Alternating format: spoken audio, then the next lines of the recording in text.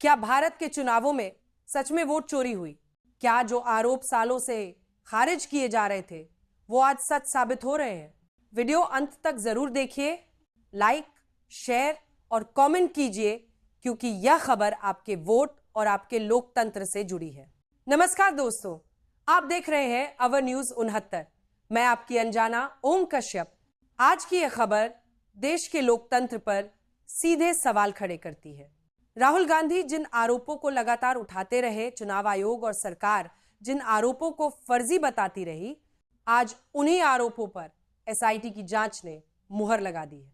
और हैरानी की बात यह है कि नरेंद्र मोदी सरकार के एक केंद्रीय मंत्री ने खुले मंच से चुनाव में हेरफेर की बात कबूल कर ली है। आइए पूरी खबर सिलसिलेवार समझते हैं। कर्नाटक चुनाव, राहुल गांधी सही निकले। दोस्तों, कर्नाटक विधानसभा चुनाव के दौरान राहुल गांधी ने आरोप लगाया था कि कॉल सेंटर और सॉफ्टवेयर की मदद से वोटर लिस्ट से नाम हटाए गए और हजारों वोट चोरी किए गए। उस वक्त चुनाव आयोग ने इन आरोपों को पूरी तरह खारिज कर दिया था। लेकिन अब कर्नाटक सरकार द्वारा गठित एसआईटी ने 22 शून्य पन्नों की चार्जशीट दाखिल कर दी है, जिसमें राहुल गांधी के कई आरोप 100% सही पाए गए हैं। एसआईटी रिपोर्ट के बड़े खुलासे। एसआईटी की रिपोर्ट के मुताबिक महादेवपुरा विधानसभा क्षेत्र से 5,994 वोटरों के नाम ऑनलाइन वोटर लिस्ट से डिलीट किए गए। आधार से जुड़े मोबाइल नंबरों में हेरफेर की गई। ओटीपी बाईपास तकनीक का इस्तेमाल हुआ ताकि वोटरों को भनक तक न लगे। इस पूरे वोट चोरी के मास्टरमाइंड बताए गए हैं बीजेपी के पूर्व विधायक सुभाष गुट्टेदार, उनके बेटे हर्षानंद गुट्टेदार, उनके पिए टिपे रुद्र। सुभाष गुट्टेदार कर्नाटक के कलबुर्गी जिले से 4 बार विधायक रह चुके हैं और 2023 का चुनाव करीब 10,000 वोटों से हार गए थे। 80 में एक वोट डिलीट।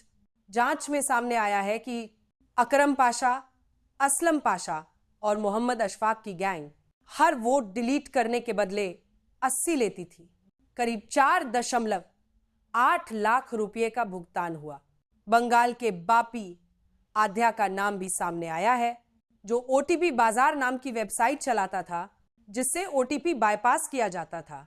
चार्जशीट में 200 से ज्यादा गवाह, call records, bank transaction, OTP logs जैसे पुख्ता डिजिटल सबूत शामिल है। अब बिहार से आया सबसे बड़ा बयान। दोस्तों, अगर यह काफी नहीं था तो अब मोदी सरकार के मंत्री जीतन राम मांझी ने खुद मंच से ऐसा बयान दे दिया जिससे देश भर में हड़कंप मच गया। 14 दिसंबर को गया जिले के बाराचट्टी में एक सार्वजनिक कार्यक्रम के दौरान मांझी ने दावा किया कि 2020 के चुनाव में डीएम से बात करके नतीजा बदलवाया गया, यानी हार को जीत में बदला गया। विपक्ष का हमला, बीजेपी खामोश। मांझी के इस बयान के बाद बिहार में आरजेडी ने तीखा हमला बोला।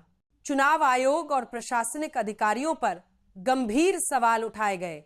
आरजेडी ने पूछा, कहां है चुनाव आयोग? क्या यही लोकतंत्र है?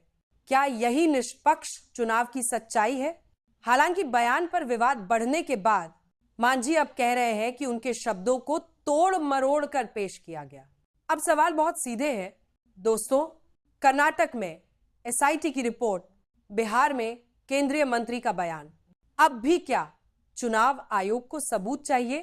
क्या इन मामलों पर कोई कार्रवाई होगी या फिर हर बार की तरह इन सवालों को भी नजरअंदाज कर दिया जाएगा? विपक्ष सड़क से लेकर संसद तक वोट चोरी और चुनावी धांधली का मुद्दा उठा रहा है, लेकिन बीजेपी और चुनाव आयोग दोनों चुप है।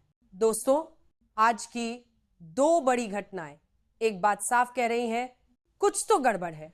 कुछ ऐसा है जिसे छिपाने की कोशिश की जा रही है, लेकिन सच ज्यादा दिन छिपता नहीं है और आज उसका एक और पर्दा उठ गया है। दोस्तों, यह सिर्फ राजनीति नहीं है, यह आपके वोट और आपके लोकतंत्र का सवाल है। सिर्फ देखिए मत, कमेंट में अपनी राय जरूर दीजिए, क्योंकि लोकतंत्र में सबसे बड़ी ताकत जनता होती है। इसी के साथ हमें दीजिए इजाजत। राम राम, सलाम, जय हिंद।